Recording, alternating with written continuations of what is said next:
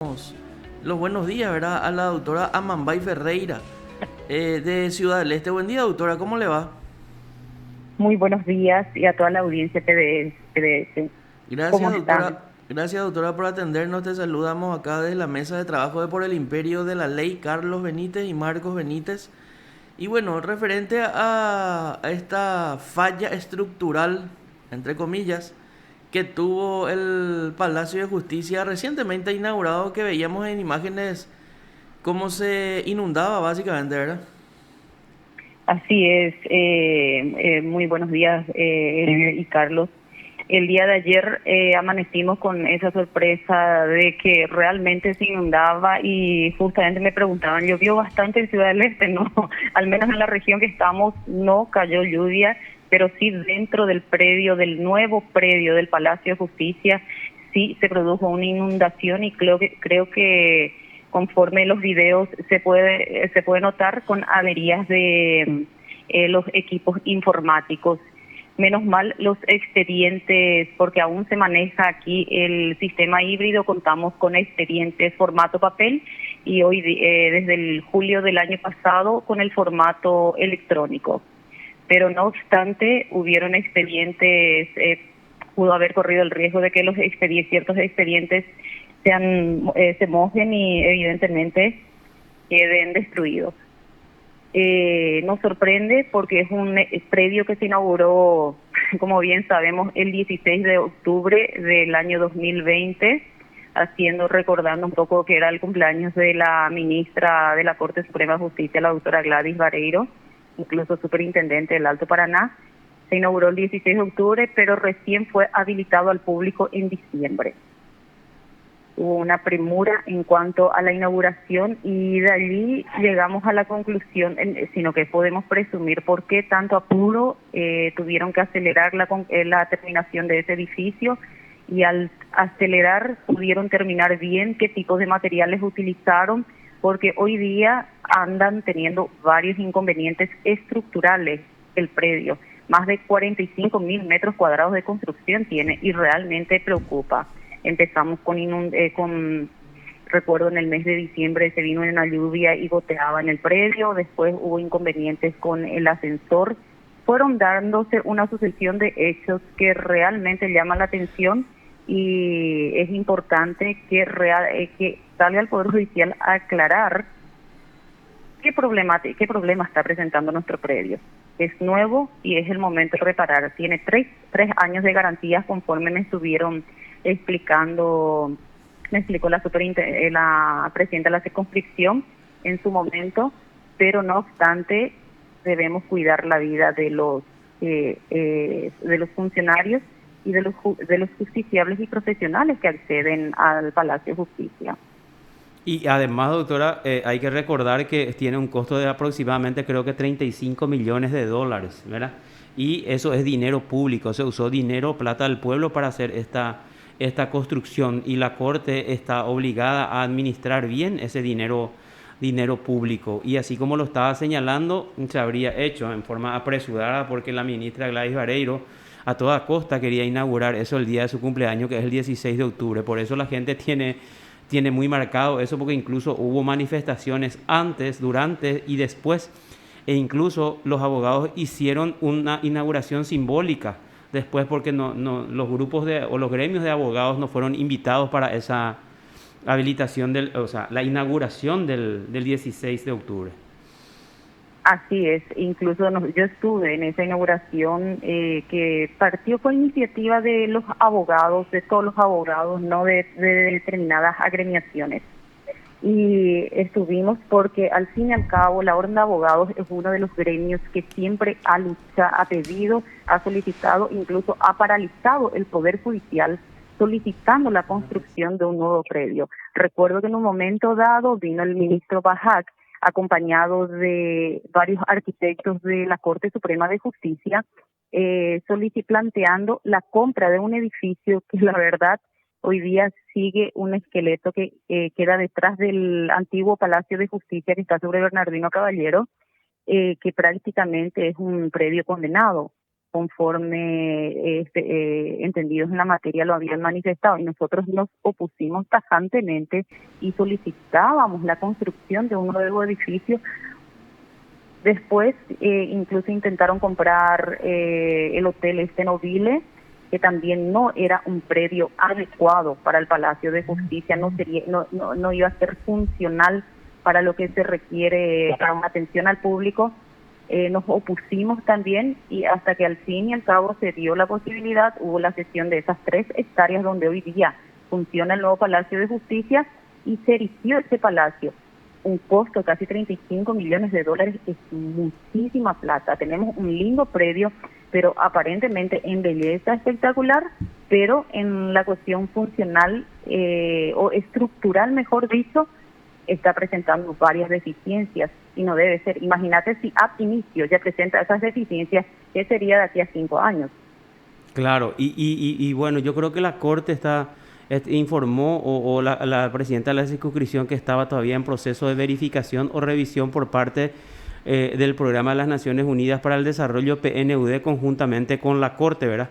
Porque todo esto se hizo bajo control y supervisión de PNUD. Cuando uno habla con la gente de la Corte, dice, bueno, lo que manejan este tema son los del PNUD, ¿verdad? Entonces es importante que se vea y que se haga cumplir la garantía, si existe, y lógicamente tiene que existir, ¿verdad? Porque de lo contrario sería algo sumamente grave. Y si se trata, acá evidentemente se trata de problemas estructurales, y como estás diciendo, si a 5 meses de su inauguración ya presenta todas esas deficiencias, imagínate lo que podría ser a los 2, 3, 4 o 5 años.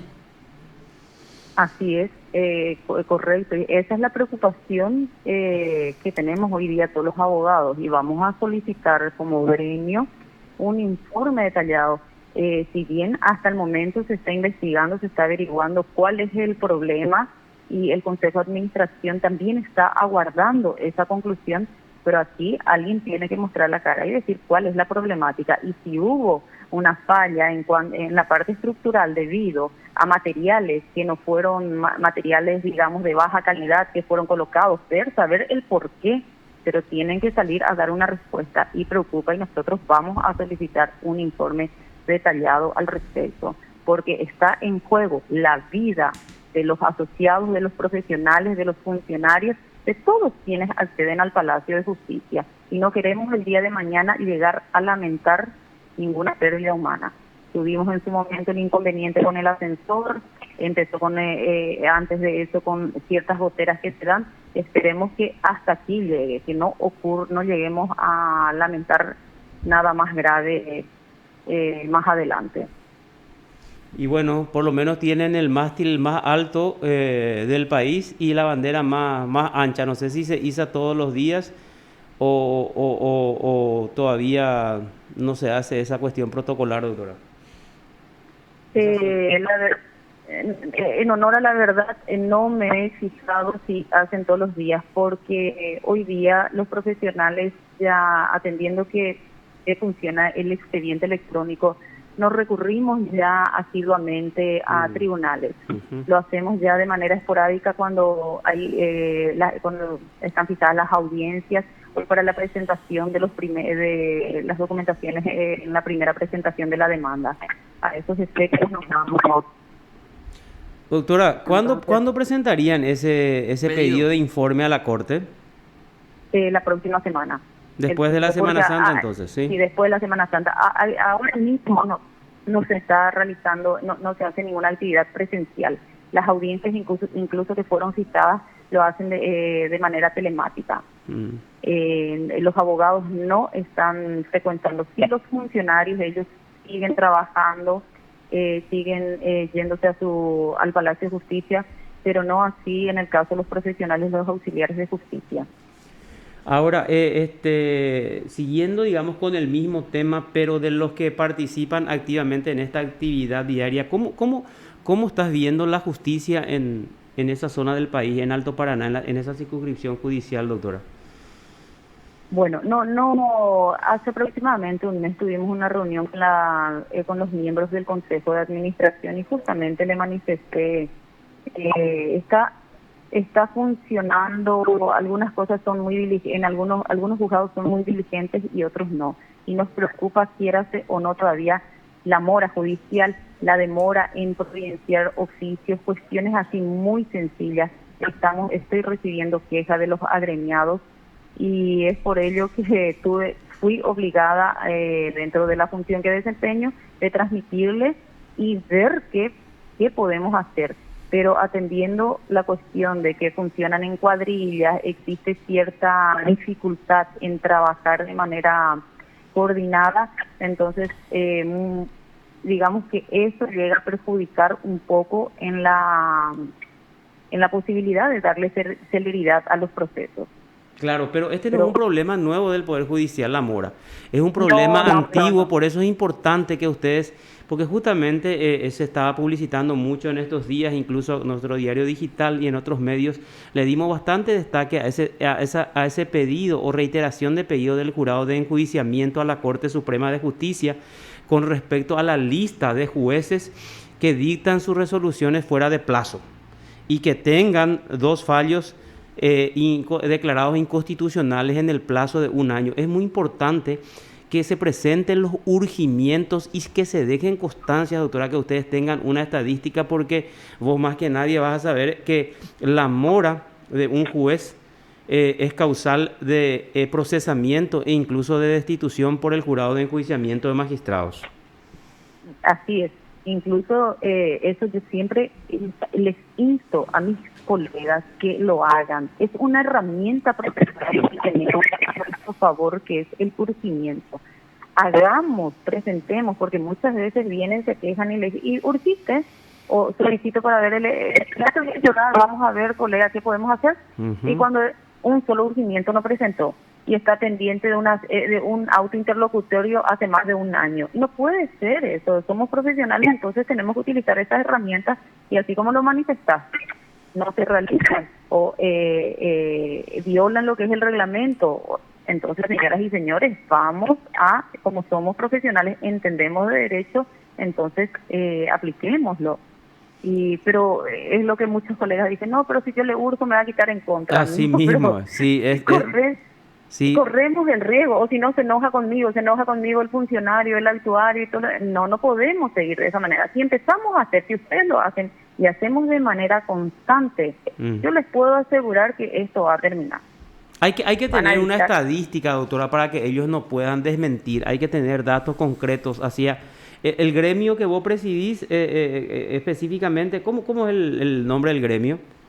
Orden de Abogados del Paraguay, Alto Paraná. Orden de Gremios de Abogados de Alto. Orden de Abogados del Paraguay, Alto Paraná. Orden de Abogados. Bueno, entonces cuando se actúa por gremios, digamos, la fuerza es más potente y hay menos posibilidad de que los jueces tomen revancha, así como tienen temor los abogados. Lógico que van a tener temor acá y en cualquier lado, ¿verdad? Y sobre todo en el interior, que hay mucho menos control, y los jueces que se creen todopoderosos evidentemente pueden salir en contra de uno, ¿verdad? Pero si actúa uno como gremio, ahí ya tiene mucho más fuerza. Es importante entonces fortalecer esa lucha, porque hay muchos abogados, o en su mayoría los abogados no tienen la más mínima posibilidad ni de conversar con los jueces, ni de entrar a hablar con un juez. Sí, también ocurre. En honor a la verdad, acá hay juzgados que son muy diligentes. Vos presentás una demanda en la fecha y al día siguiente ya tenés la primera providencia. No puedo quejarme, pero en contrapartida hay otros funcionarios que no son, otros juzgados que no son así, ya sean por diversas situaciones, porque de repente cuenta con un solo actuario para ambas secretarías, porque más aún en esta época de pandemia, donde tuvieron que entrar en cuarentena o tenían sospechas, se ausentaban. Entonces se dio esa situación, pero hay como algunos funcionan con tan pocos funcionarios, son tan realmente aplican la celeridad, y en otros no. Es eso lo que llama la atención. Y en eso nosotros vivimos insistiendo. Y te comento, hacemos la denuncia como gremio, hemos presentado ante el jurado de enjuiciamiento una serie de denuncias en su momento contra varios magistrados, fueron destituidos en su momento también, seguimos trabajando, pero y cuando lo hacemos como gremio lo hacemos muy responsable y objetivamente para que se tome en serio nuestras denuncias. Pero eso sí, quieras o no, siempre se le identifica muy bien a la cabeza, al que está al frente, en el caso del presidente, y sufrimos represalias, pero esa es nuestra función. Así que vamos mismo a es, hacer. porque ya tomaron el No, compromiso de representar entonces al gremio y hay que asumir ese compromiso. Doctora, te así es. quiero consultar finalmente, ¿qué opinión te merece lo que los ministros Jiménez Rolón y Alberto Martínez Simón expresaron hace Sí. 8 días en la plenaria de la Corte con respecto a que les preocupa a ellos la cantidad de abogados mediocres? La verdad que cayó, chocó de buenas a primeras. Esa, principalmente quien lo manifestó fue el doctor, creo que Martínez Simón lo dijo. Lo amplió, él argumentó Lo, mucho más, porque el doctor sí, Jiménez Rolón dijo también, primeramente, él se lanzó contra los escribanos que se presentaron y de Con los muy poca 1500 preparación. con muy poca preparación y dijo, tengo algo que me preocupa también, que es la formación de los abogados, dice. Entonces después se explayó más, pero de todas maneras, ¿cómo cayó como que nos estaba diciendo, doctora? y cayó muy pesado, realmente tomaron mal los colegas por el hecho de considerarles mediocres. Ujú. Bueno, cada quien de repente se pone el saco y le sirve, ¿verdad? Pero yo creo que entendemos la realidad que también nos preocupa. Muchas veces no vamos por la mediocridad, pero vamos por la poca preparación, diría yo, de ciertos profesionales, que sí depende mucho de las universidades. Aquí nosotros vamos a entrar al otro campo de qué exigen las universidades, qué tipo de preparación les da a los futuros profesionales. Y es lamentable, porque hay universidades que te vas un día, como lo dicen, lo llaman universidades del garaje.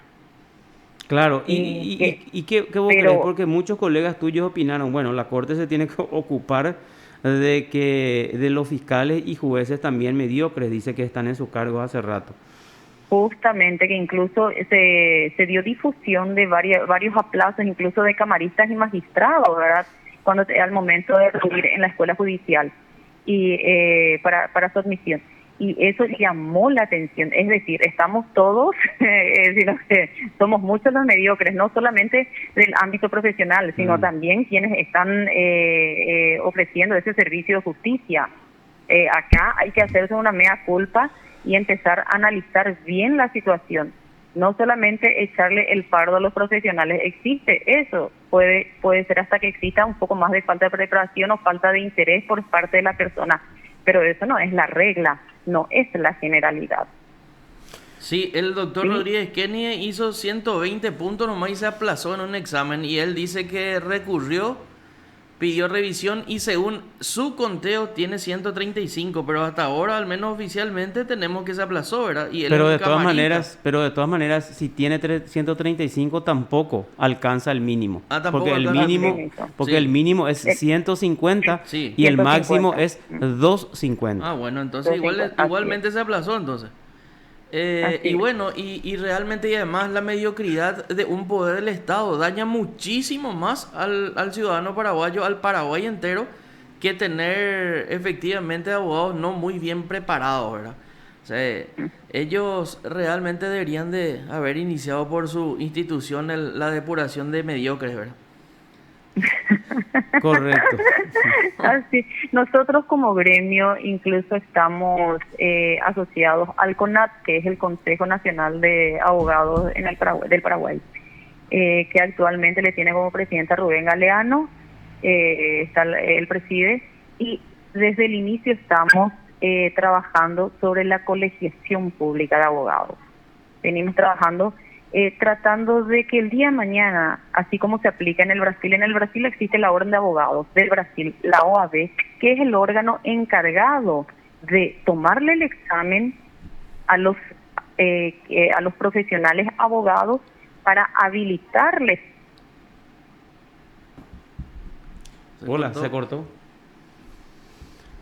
Hola, Sí, hola. ahí te ¿Se escuchamos, escucha? doctora, te Se fue la escuchamos. Para señal. Se habilitarle, fue ahí la nos señal. quedamos. Para Sí. habilitarles, Para otorgarles la matrícula, es decir, ellos pasan desde el momento de selección de examen hasta el otorgamiento de la matrícula.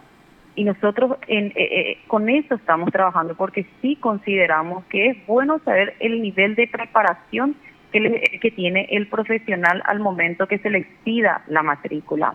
Porque el día de mañana, quieras o no, la responsabilidad que tiene el abogado es un poco menor que la del médico, porque el abogado debe tratar o lidiar sobre problemas patrimoniales de libertad de una persona y debe hacerlo responsablemente. Está en juego una serie de cosas y un tercero, el individuo afectado se va y deposita en manos de ese abogado, deposita su patrimonio o deposita su libertad y lo debe hacer con toda objetividad, con todo el conocimiento que tenga el profesional.